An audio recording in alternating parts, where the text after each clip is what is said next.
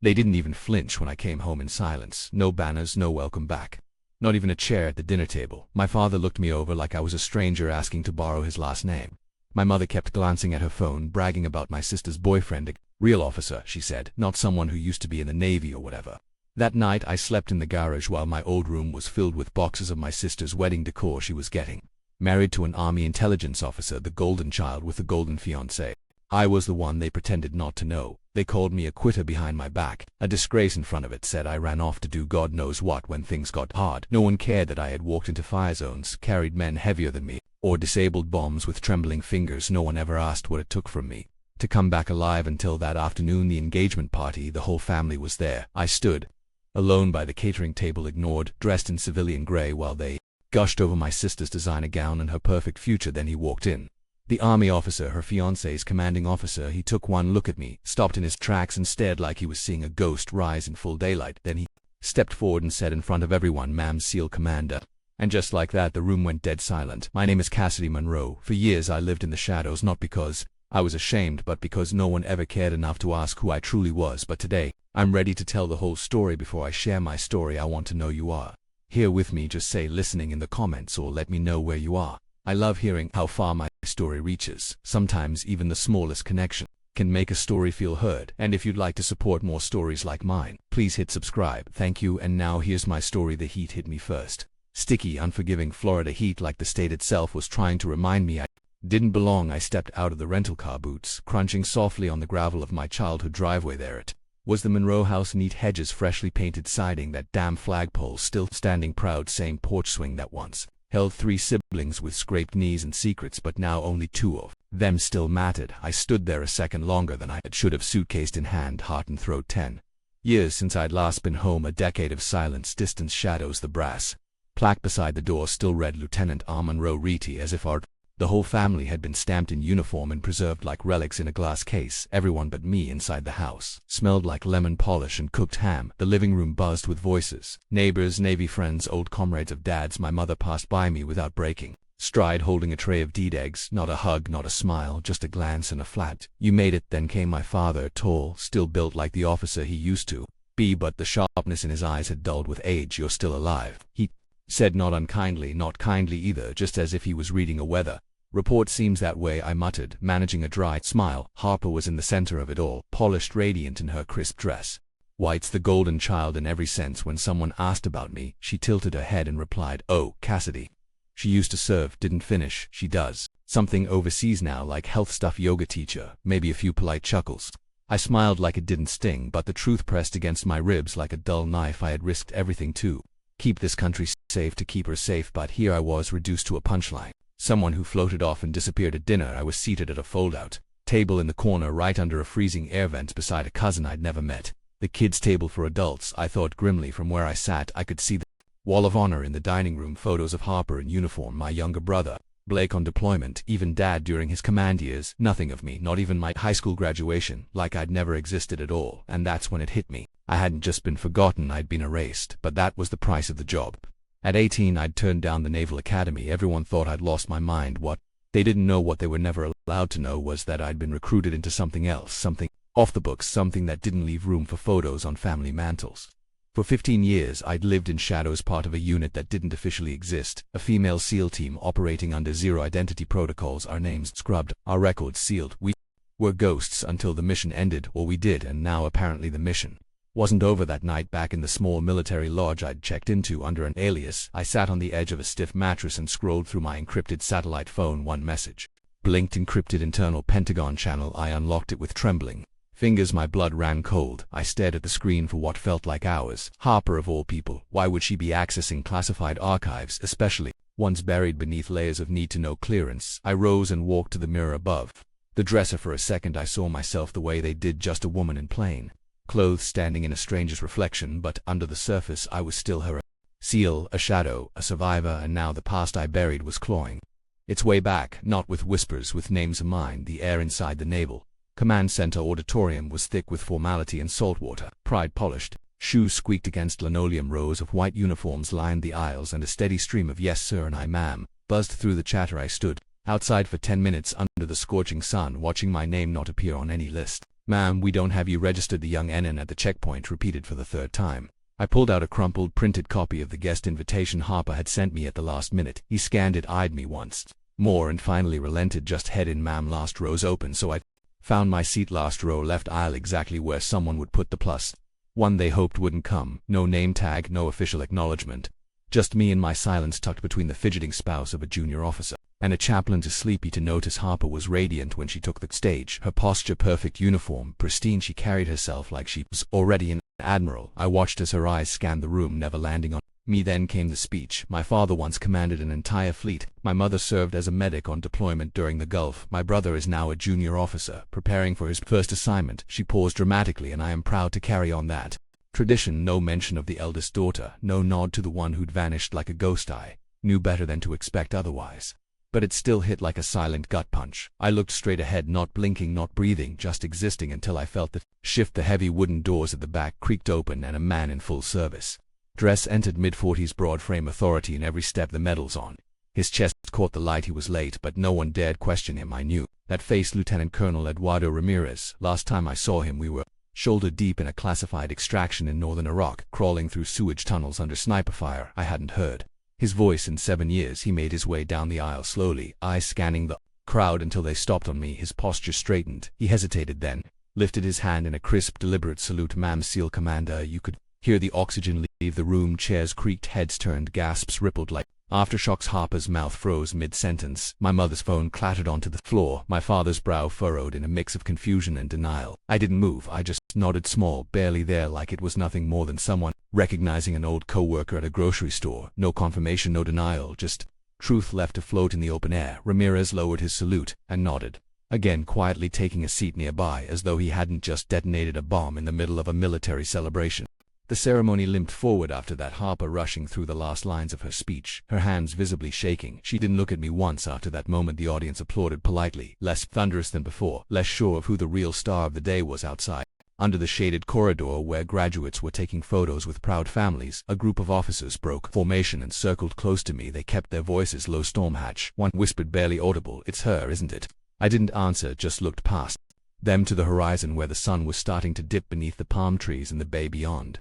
I turned and walked away, the heat brushing my face like an old memory. I didn't need to speak. They already knew the secret was cracking, and I could feel it. Every piece of a life I'd buried was starting to rise back at the base lodge. I double-locked the door and yanked the blackout curtains shut. My heart hadn't stopped hammering since the ceremony, the salutes, the whispers, the shift in the room. It wasn't just recognition, it was exposure. I powered on the hardened laptop I kept in a false-bottomed case, booted into an encrypted environment, and entered the protocol chain for emergency tracebacks. My fingers flew over the keys like muscle memory. I hadn't needed this setup in years, but it came back instantly, just like everything else. The system pulled up the breach report in segments. Top-level flag Opstorm. Hatch declassified fragments detected. Last access internal. Military academic IP clearance override. Harper Monroe. I stared at the screen. No mistake, my baby sister had accessed Storm Hatch files she should have never been able to see. Most of it was redacted, even from senior brass, but she'd tripped a shadow script embedded in the archive, a kill switch code meant to alert anyone with ties to the OP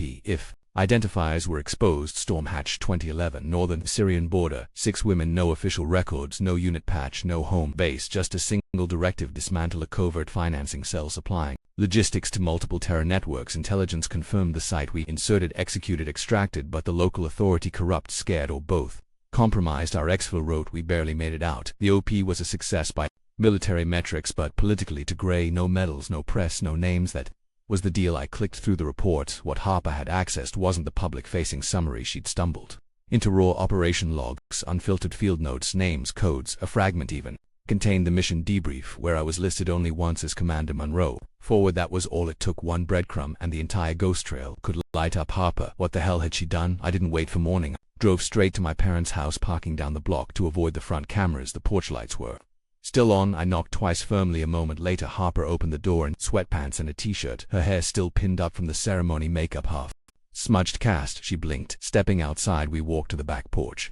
Crickets hummed in the hedges. The night smelled like wet grass and guilt. I didn't raise my voice. I didn't need to. "You wanted to write about forgotten women," I said quietly, "but do you even know whose name you just dragged back into the light?" She froze, her mouth opened then closed. I was just researching for my paper about female roles and special ops. The system opened this folder I'd never scene. I didn't know what it was. It was locked for a reason. I said I didn't publish anything. I swear I didn't know it would trigger anything. Her voice cracked. She looked 16 again, not the Navy graduate. Everyone applauded a few hours.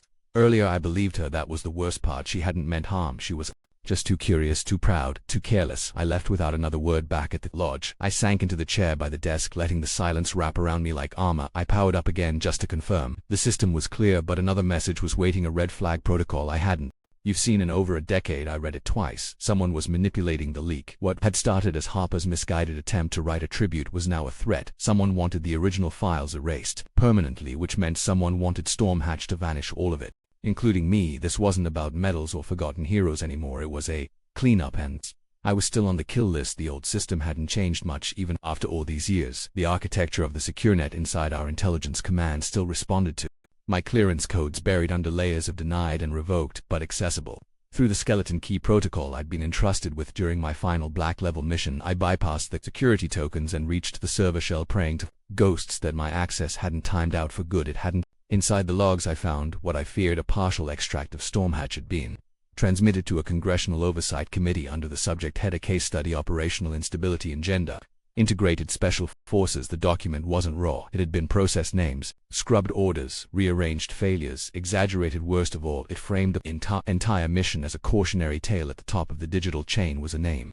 I hadn't thought about since Washington briefings nearly 15 years ago. Senator Mark Ledlow, a career hawk with a polished southern drawl and a grin sharper than a scalpel. Ledlow had always opposed expanding combat roles for women. He'd voted against the integration of special forces, claiming biology doesn't bend to ideology. Now, with Harper's accidental breach as a pretext, he had everything he needed to launch a full-fledged legislative assault. The script report he sent painted Storm Hatch as a disaster, overshadowing the lives we saved, the intelligence we recovered, and the silence we had kept. And Harper's name was now everywhere. The media latched onto her credentials, questioning why a newly commissioned officer had accessed an operation so highly classified. Within 48 hours, she was suspended from her reserve officer training, not court-martialed, just shelved pending administrative review. My parents, of course, had opinions. Why couldn't you just stay invisible? My father snapped on the phone. You already embarrassed this family once. Now Harper's paying for it. I didn't defend myself. There was no point in their eyes. I had always been the storm they didn't want to admit passed through their house, but I knew better. If I let Ledlow rewrite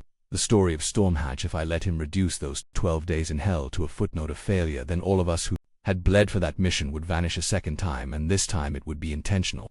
I texted Harper to meet me at the old base beach, the one we used to sneak off to as kids when we wanted to build sand castles or spy on the night drills from the dunes. She came. Her eyes were raw from tears or lack of sleep, or both. No makeup, no uniform, just Harper stripped down to the woman underneath the metals. She didn't speak first. I did. Storm Hatch wasn't a failure, I said, staring out at the breakers hitting the shoreline. It wasn't clean and it wasn't pretty, but we did what no one else could. Harper shifted her weight. You were there. I led it. I told her everything about the insertion into the no man's land between Turkish observation posts, about the 6 of us holding a bombed-out schoolyard for 12 days while tracking satellite pings through sandstorms and drone noise, about the betrayal by local police who promised cover and then handed over one of our teammates to a militia commander, about Meritz's silence after her rescue, about how we left no bodies behind but lost pieces of ourselves. I'm sorry, Harper whispered, her voice shaking. It's not your fault. You wanted to know what it's like to be forgotten. Now you do. She looked at me for once, not as a sister who had disappointed everyone, but as someone trying to make sense of a war they never told her about. Can you prove it? She asked. I didn't answer at first. Then I reached into my satchel and unzipped the inner lining. From beneath layers of worn camouflage and old medallions, I pulled out a small encrypted SSD, the size of a deck of cards, the same drive I'd kept hidden across 9 countries, inside false floorboards, hollowed out Bibles, and one time even a baked potato at a border checkpoint. It's all here, I said. The true logs, the communications, the deaths, the decisions. Harper took it in her hands like it might burn her. We stood there in the dark, the surf folding in and pulling out, and for the first time I let her hold the weight I'd been carrying all along. The SSD felt heavier than it should have, maybe because I knew what it held, truths, raw and unfiltered, sitting in the palm of my hand like a live grenade. I handed it to Ellie Tran in the back booth of a Vietnamese cafe outside Norfolk where no one knew our names anymore. She looked older, grayer hair at the temples, a slight tremor in her right hand, but her eyes were still sharp, still defiant, in that quiet way only someone who'd seen the edge of war and crawled back from it could be. You're really doing this? She asked. No judgment, just tired curiosity. I have 48 hours before the committee votes, I said. After that they erased us for good. Ellie took the drive and nodded, slipping it into her jacket. Give me until midnight tomorrow. If it's still in there, I'll find it driving back. I kept thinking about the names we were told to Forget the real ones, not the code words or mission code names, not Storm Hatch or Operator Delta 5. I meant the women behind those aliases. We were taught that anonymity was protection, that if the world never knew us, no one could use us. But it also meant no one could remember us when it mattered. By the time I got back to the base motel, my inbox had exploded. At the top was a message from Harper, subject line, "I did something." She'd sent an official request to speak at the upcoming internal hearing at the base, admitting her role in accessing the Storm Hatch files. She told them it was accidental, that she hadn't known the depth or sensitivity, and she asked to speak not just to explain but to correct the narrative. Her commander had advised her to stay silent. She'd refused, i.e. stared at the screen, a strange cocktail of pride and fear rising in me for all her polish and protocol. Harper had finally done something messy, something real. Later that night, my father called. "We need to talk." He said the house looked the same, like it was frozen in amber sometime in the 9 South military portraits. It still lined the hallway. Harper's new combination plaque had already joined the shrine. I sat at the kitchen table, waiting. Mum stood by the sink, arms folded. Dad leaned against the counter. "We wanted you to hear it from us," he started, that clipped tone that always came before a lecture. "We've spoken to Harper's CO. She be fine, but this whole thing, this spotlight, it's tearing the family apart." I didn't answer. Mom turned around, her voice flat. "You could have let it be. Your mother worried about you for years, not because you were gone, but because you never followed the right path, and now you're dragging the past into all of our lives." "I didn't drag it," I said. "It clawed its way back." She flinched. Dad stepped in. "Cassidy, you've always been unpredictable. You never understood consequences." I laughed softly. No one in this house ever asked how I survived, only that I stayed quiet. Dying would have been easier for everyone to explain, wouldn't it? Their silence was louder than any argument. The next morning I got the formal notice from the Department of Defense. I was being called to testify at the special hearing in Arlington, not as a suspect, not even as a source, as a living witness. It was my first time being officially recognized since I vanished into the Black Ops fog 15 years ago. Ellie called that night. "It's done." I met her in the same cafe. This time she brought a laptop. The video she pulled up was grainy but intact, body cam footage from my uniform. The timestamp matched the day we were pinned down in Al-Bahira. In the clip, I was ordering the team to halt the strike. Civilians were still in the compound. I spotted a child clinging to the leg of a wounded man. The airstrike had already been cleared, but I overrode it. Negative.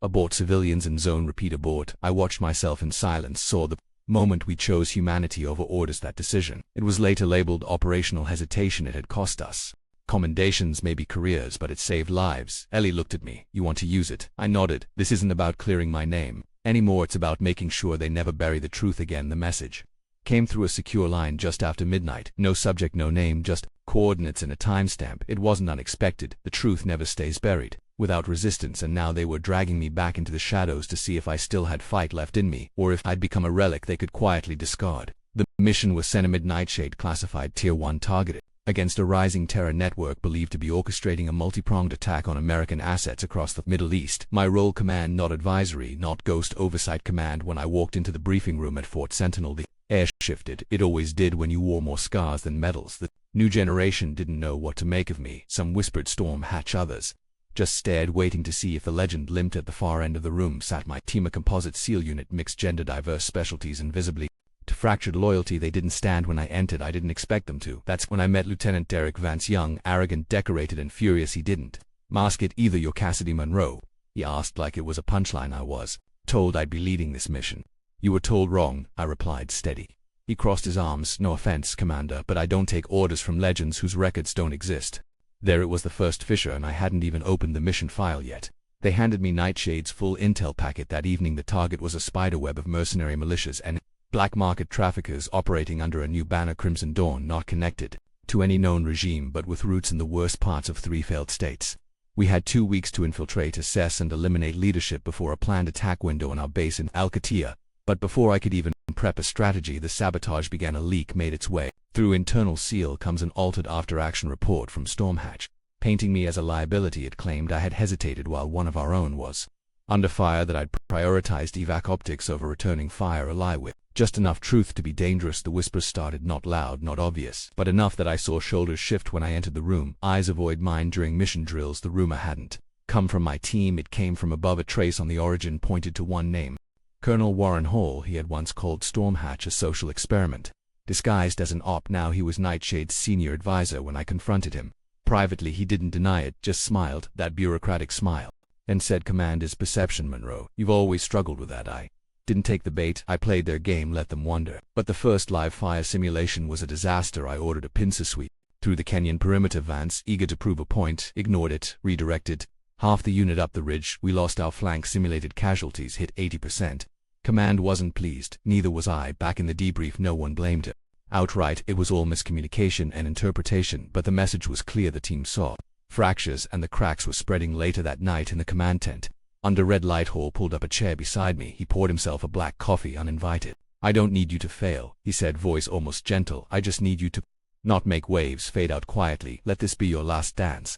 I looked at him, really looked. "You think I came back for applause?" I said. He didn't answer. "You think I stayed alive this long just to be tolerated? Still nothing. You're scared of what it means if I succeed, that they'll have to rethink every damn file they ever buried." That made him blink. I stood up, calm as hell. "So don't get in my way, Colonel. You're not my mission, but if you become collateral, don't expect a medal." The next morning I walked into the war room and laid out the revised OP plan on the screen. No room for debate. My voice didn't shake. I wasn't here to be remembered. I was here to finish what Stormhatch started: truth, strategy, and survival. The night before deployment, I called the team to the warehouse. No formal orders, no screens, just the raw sound of boots echoing across concrete, dust floating in beams of overhead light, and faces that still didn't know whether to trust me or brace for my fall. I didn't wear my stripes. I didn't need to. I stood at the center, heart steady, and said what no report ever would. 6 went in, 4 came out. No line in any file. Tells you why we survived: because we trusted each other, not because someone barked orders from behind a screen.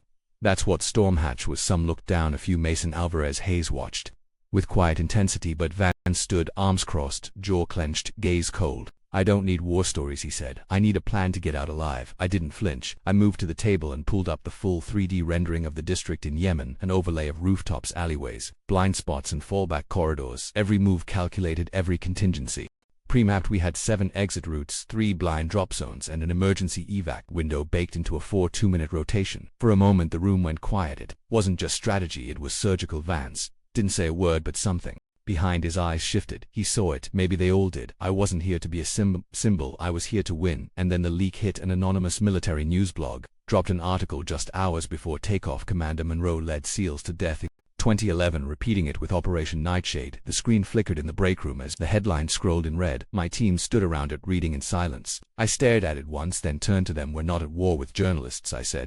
"We're at war with the people planning to kill American soldiers in 72 hours. But the air was tight. The trust hardened in one night was now bleeding out on the floor. That's when Hall made his move. He called in a remote directive: Operation Nightshade to be suspended pending further review. He claimed it was to avoid public fallout. I stared into the secure line and said, "If you want me to sign more papers, I'll sign them after I bring my team home in one piece."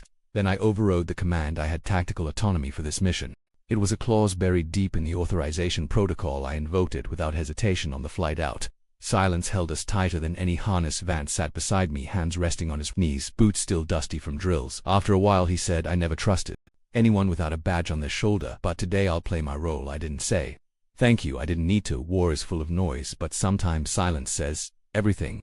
The sun hadn't yet broken the horizon when our boots hit the dirt outside the town of Almas. Nestled in the rocky ridges northeast of Aden, intelligence marked it as a logistics point for Crimson Dawn. The network plotting synchronized suicide bombings on 3 U.S. outposts. We had 72 hours to shut them down, and Dawn was the last thing they'd expect. We split into 3 groups. I led the Northern Breach team. Vance took the infiltration unit, targeting communication nodes and jammers. Mason handled rearguard with data sweep. The goal was clean and brutal: find a trigger relay for the IED system and capture their field commander alive. No civilians, no noise, in and out. Before lunch, the plan unraveled. Before we hit the outer wall, we were moving through the southern alleyways when static flared in my comms. A deafening pop, then shouting. Hayes' voice cut in: "Ragged ambush, west sector." These roads weren't on the map. I scanned the layout. Sure enough, the alleys being used for the ambush hadn't existed in the satellite data. Someone had docked toward the images. I knew who. Hall.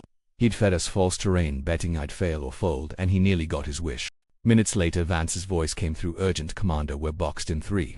Wounded." I broke protocol on the alley route. I need extraction in under 8 minutes or we're done. I didn't pause. I pulled our map, reallocated teams, and issued fulls comes traffic on enemy frequencies to draw attention away. Within 30 seconds, the plan changed. I violated every command guideline for officer safety, leading the flanking team myself. If they were dying in that alley, they wouldn't die alone. We broke through fast and dirty. Smoke grenades, precision rounds. The enemy scattered. I hauled Vance over my shoulder when he couldn't get up. Hayes covered our 6 with bleeding knuckles and a jammed rifle. Then we found the source: a concrete doorway half buried under rock. Beneath it, a tunnel cold and silent, wired with makeshift security. It led to a command hub. Screens, radio Towers 3 servers running looped surveillance, and at its heart a timer 15 minutes. A bomb linked to GSM pulses targeting our base with high frequency detonation signals. The system was elegant, complicated, nearly untraceable. But not to me. I'd seen this design before Syria 2011. Back then, I hadn't had tools, just instinct. Now I had both. Don't touch it, Alvarez warned. I'm not. I said I'm killing it. I entered the chamber alone.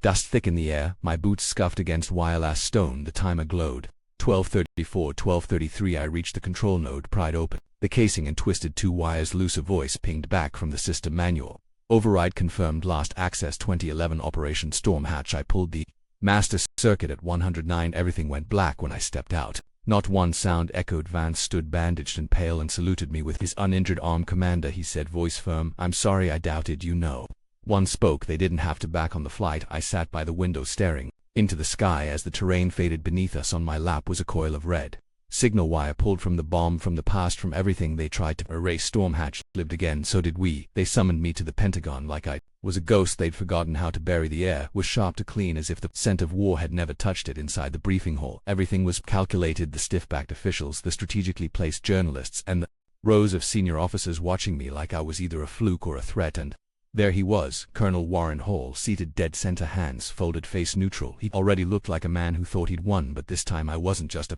rumor in a file. I stood before them in full uniform, no emotion, no apology. They asked for a report on Operation Nightshade. I gave them truth. I outlined the ambush near Al-Masra, the flawed satellite intel that nearly got my team killed, and the last-minute routing that to save them. Then I pulled up the logs, not redacted summaries, raw data packet trails, digital fingerprints. The satellite data used to plan the op was tampered with.